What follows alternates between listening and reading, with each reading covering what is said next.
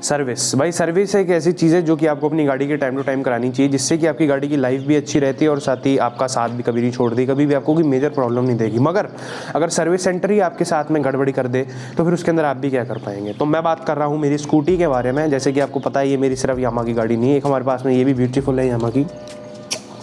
ये है 2017 मॉडल रे ZR सिग्निस रे ZR 110 cc है ये, ठीक है। अभी कुछ दिन पहले इन फरवरी के आसपास, फरवरी 2024 में इसके अंदर दिक्कत आ रही थी कि भाई पिकअप बिल्कुल भी नहीं ले रही थी और माइलेज बहुत ज़्यादा गिर गई थी। तो मैं इसको राज मोटर्स के सर्विस सेंटर लेके गया।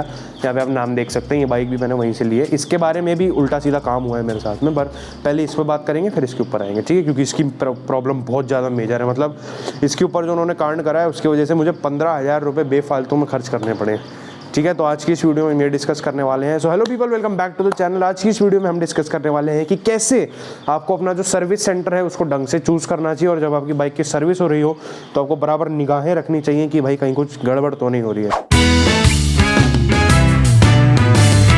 तो गाइज ये बात है अप्रैल 2024 की। इसके अंदर मार्च अप्रैल आई थिंक मार्च के एंडिंग के आसपास का टाइम था। तो जब इसकी क्लच प्लेट हमने चेंज कराई थी, वो इसलिए क्योंकि यार ये है ना बहुत ही ज़्यादा पिकअप में दिक्कत दे रही थी और माइलेज बहुत ज़्यादा गिर गया था इसका। तो इसका एक ही मतलब होता है कि भाई आपके जो क्लच है वो ख़राब हो चुका है। तो इसको मैं लेके गया राज मोटर्स में, क्योंकि मैंने रिसेंटली वहाँ से ये बाइक ली थी। तो इसलिए मैंने कहा यार चलो अच्छी डीलरशिप है, चलते हैं एक बार, ठीक है। तो वहाँ पे हम गए, इसकी हमने बढ़िया क्लच वगैरह बदलवाई।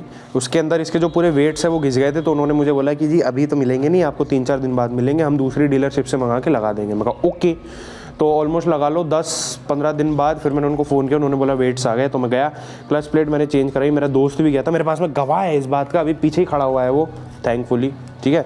तो इसकी जब क्लच चेंज हो रही थी तो इसके अंदर ऐसे 2 डोम लगते हैं, एक पीछे लगता है, उसके अंदर आते हैं वेट, उसके बीच में बेल्ट आती है, उसके ऊपर फिर एक और डोम सा लगता है, ठीक है। सिंपल भाषा में समझा रहा हूँ मैं ये। तो बेसिकली जो अंदर वाला डोम है जिसके अंदर वेट्स लगते हैं क्लच के, वो बराबर फिक्स हुआ, ठीक है।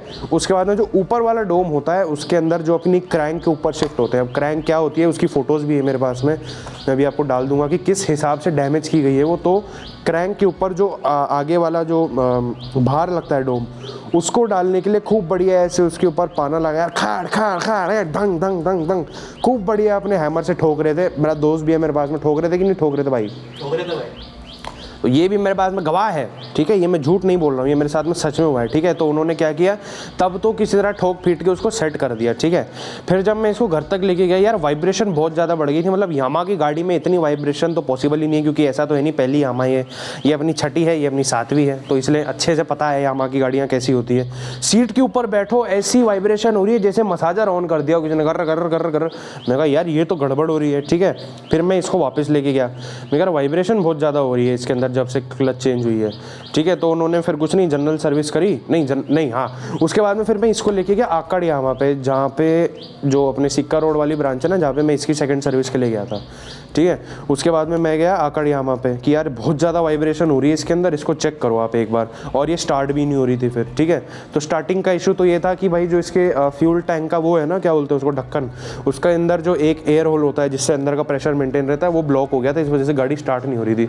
मैं कब जाओ, हमने सोचा पता नहीं क्या क्या हो रहा है और इसी वजह से हुआ है, ठीक है। तो फिर मैंने उनको बोला यार एक बार क्लच भी चेक कर लो, इसका बहुत ज़्यादा वाइब्रेशन हो रही है इसकी। तो जब उन्होंने क्लच निकाला, ऊपर वाला डोम निकाला और उसके दांत देखे, कह रहे सर ये देखो पूरी ऐसी तैसी कर दी है, इसके जो ग्रूव्स बने होते हैं जिससे वो सेट होता है, तो उस वजह से पूरी की पूरी क्रैंक शाफ्ट की पूरी ऐसी तेजी कर दी उन्होंने। इतना बढ़िया वाला ठोका है उसको, इतना बुरी हालत कर दी उसकी, सारे ग्रूव्स खराब कर दिए उसके। मेरे पास में फोटो है, अभी मैं आपको दिखाऊंगा।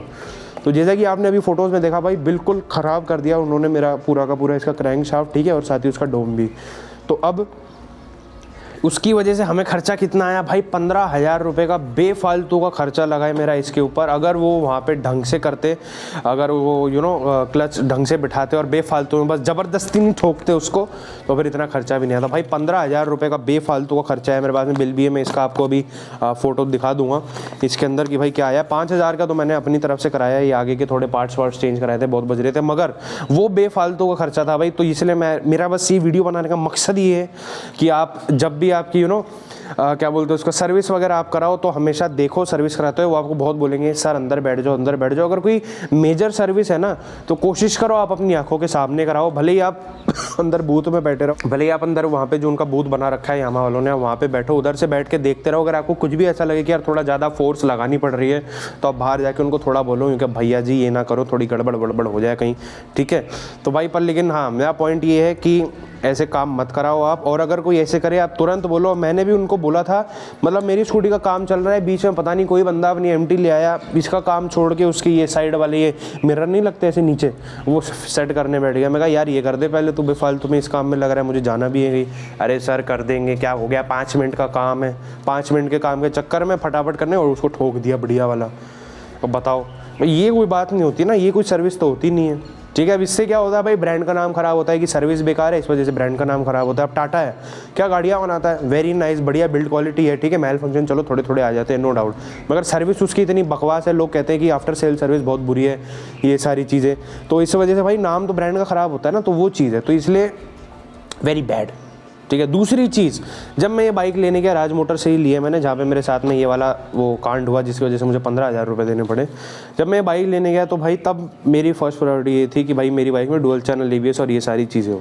तो इसके अंदर आता है सिंगल चैनल ABS, मगर जो वहाँ का सेल्स एग्जीक्यूटिव था उन्होंने मेरे को बोला कि सर जी इसके अंदर तो डुअल चैनल ABS आता है, ये तो आपकी क्या बोलते हैं उसको अपडेट हो गई है, अभी वेबसाइट पर नहीं हुई है, थोड़े दिन में हो जाएगी। अब भाई मैं मान ली उसकी बात, मैं कहा चलो भाई अब वो क्या बोलते हैं उसको डीलरशिप का बंदा है तो इनके पास में ज़्यादा इन्फॉर्मेशन होती है। अब जैसे गाड़ियों में भी कुछ अपडेट आता है तो सबसे पहले डीलरशिप वाले बता देते हैं। जैसे अब स्कॉर्पियो में अपनी वेंटिलेटेड सीट वगैरह ये सारी चीज़ें आई है, तो ऑनलाइन आने से पहले डीलरशिप पे मैं गया था तो उन्होंने मुझे बताया क्योंकि हाँ भाई चलो ये तो आ गया। तो मैं चलो बढ़िया है, मैं ऑनलाइन तो नहीं दिखा रहा, कह रहे सर आ गया, मैं आपको अभी दिखा देता हूँ। तो उन्होंने तो मुझे टेस्ट वेस्ट करके भी दिखाया था, ठीक है। तो ये एक चीज़ है कि भाई इसलिए मैंने उन्हें भरोसा कर दिया, मैं कहा चलो डीलरशिप वाला है उन्हें तो पता ही होगा। पर लेकिन जब मैं इसी के राज मोटर्स के ही सर्विस सेंटर पे जाता हूँ तो वो मुझे क्या बोलते हैं कि सर आपको किसने बोला इसमें डुअल चैनल ABS है, इसमें तो सिंगल आता है। ओ भैया धोखा। यार ये तो फिर गलत बात है आपके, उन्होंने सेल्स एग्जीक्यूटिव ने मेरे को ये बोला कि डुअल चैनल ABS है, फिर वो बोलते हैं कि सर अब तो हो गई। मैं कहा हाँ भाई बिल्कुल, अब तो दे दिए पैसे, अब तो लिया है, अब तो फर्स्ट सर्विस भी हो गई, अब क्या फ़र्क पड़ने वाला है ना। तो इसीलिए भाई अपनी डीलरशिप को बड़े ध्यान से चुने, ठीक है। और साथ ही सर्विस भी, जब आप मेन सर्विस अगर आप जब भी कराएं अपनी गाड़ी की तो हमेशा ध्यान रखें, अगर कोई मेजर मोटा काम है जैसे क्लच वगैरह चेंज हो रही है या इंजन का कोई बड़ा काम है तो कोशिश करो कि आपके सामने ही हो वो, जिससे कि आपको पता चल जाए कि कहीं कुछ अनवांटेड फोर्स लग रही। क्योंकि भाई यामा की गाड़ियाँ ऐसी है, इसके अंदर आपको यामा की क्या, मैं जनरली भी किसी भी कंपनी की कह रहा हूँ, इतना ठोका पीटी की जरूरत ही नहीं पड़ती है। आजकल ऐसी फिटमेंट आ रही है इसके अंदर, बहुत आराम से चीज़ें फिट होती है, ठीक है।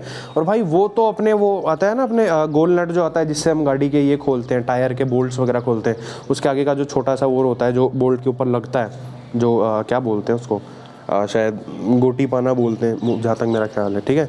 तो उसको उसके ऊपर लगा कर बढ़िया अपने मोटा वाला हैमर लेके धाड़ धाड़ धाड़ धाड़ मारे जा रहा था बेफालतू में।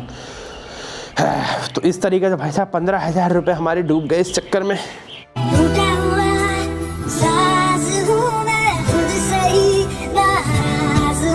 बताइए क्या करें हम। अब मैंने कंप्लेंट करी थी यामा में, ठीक है। उनके एक एग्जीक्यूटिव का फ़ोन भी आया था यामा की तरफ से, तुरंत ही आ गया था वो। तो उन्होंने मेरे को बोला यूँ कि हम एक्शन लेंगे। अब लिया है कि नहीं लिया है मुझे पता नहीं, बट अब मैंने तो भाई वहाँ पे जाना बंद कर दिया है। तो अगर आप भी जयपुर से देख रहे हैं तो अगर आप राज मोटर से सर्विस वगैरह कराते हैं, वहाँ से गाड़ी वगैरह लेने की सोच रहे हैं वैशाली वाली ब्रांच से, तो थोड़ा सोच समझ के लेना, ठीक है। अब मेरे साथ में हुआ है इसका मतलब ये नहीं है आपके साथ में भी होगा। गलती होती है मगर भाई इतनी बड़ी गलती भी नहीं होनी चाहिए कि किसी कस्टमर को 15,000 रुपये का फटका लग जाए। भाई 15,000 रीसेल वैल्यू नहीं है इसकी आज के टाइम में, उससे ज़्यादा तो पैसे लग गए मेरे इसके ऊपर। जब मैं बाइक एक्सचेंज करने गया था तब उन्होंने मुझे इसकी 13,000 रुपये बताई थी। मैं कहा यार 80 की लिए 13 की आप बता रहे हो, कमाल की बात है। उससे ज़्यादा तो पैसे लग गए मेरे इसके ऊपर, पर लेकिन कोई बात नहीं, अब और 6-7 साल के लिए रेडी हो गई है अपनी। पर माय पॉइंट इज़ कि ये काम नहीं होना चाहिए, ठीक है। तो गाइस आज की वीडियो के लिए इतना ही। अगर आपको वीडियो पसंद आई हो तो इसे लाइक जरूर करना और इसे अपने दोस्तों के साथ में, या दोस्तों छोड़ो हर किसी के साथ में शेयर करना, ताकि भाई उनके साथ में कभी भी ये चीज़ ना हो। और एक और चीज़ मैं आपको कहना चाहूँगा कि राज मोटर जो है, मेरे साथ में ये चीज़ हुई है, हो सकता है आपके साथ में ना हो। तो बस मेरा पॉइंट ये है इस वीडियो से कि भाई आप हमेशा ध्यान रखें जब आपकी गाड़ी का कोई भी मेजर काम हो रहा हो, ठीक है। क्योंकि इतनी ब्रूट फोर्स लगती नहीं है इन गाड़ियों में, काफ़ी बढ़िया फिटमेंट आती है। और यामा तो जानिए अपनी फिटमेंट और फिट एंड फिनिश के लिए जाती है। तो इंजन में फिट एंड फिनिश नहीं होगी तो फिर क्या घंटे में फिट एंड फिनिश होगी गाड़ी के, ठीक है। तो आज की वीडियो के लिए इतना ही। Thank you watching, subscribe to the channel and जय महाकाल एवरीबॉडी, बाय बाय।